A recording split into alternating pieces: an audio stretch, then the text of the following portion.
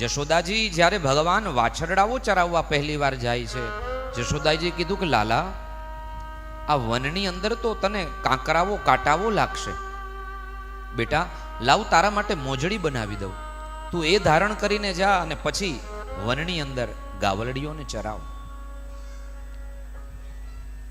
ભગવાને પોતાની મધુરી ભાષામાં, મીઠી ભાષામાં માં જશોદાજીને કહ્યું, માં એક વાત કહું, આ જેટલી ગાયો ને જેટલા વાછરડાઓ છે ને એના માટે થઈને તું પગના પહેરવાની મોજડીઓ બનાવી દે તો માં હું ધારણ કરું.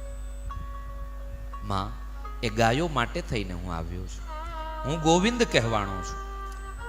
देखिए भगवान के अनंत नाम हैं, विष्णु सहस्त्र में, पुरुषोत्तम सहस्त्र में, नारायण कवच में या तो अन्यान्य ग्रंथों में ठाकुर जी के अनन्य अनंत नाम हैं, लेकिन उन सभी नामों में परमात्मा को प्रिय नाम कोई हो तो वह नाम है गोविंद नाम. आप एक बार भी हाथ जोड़ करके गोविंदाय नमो नमः कहते हैं तब ठाकुर जी को गायों का स्मरण होता है.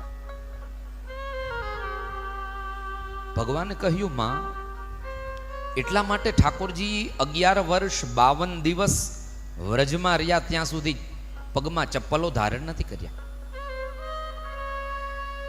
વ્રજની રજનો મહિમા એટલે વધ્યો કે ગાયોની પાછળ પાછળ કૃષ્ણ ચાલ્યા અને એ રજને જાણે પોતાના મસ્તક ઉપર ધારણ કરીને તમને મને સમજાવતા હોય કે કલ્યાણ જો ઈચ્છતા હો તો ગાયોની સેવા કરજો.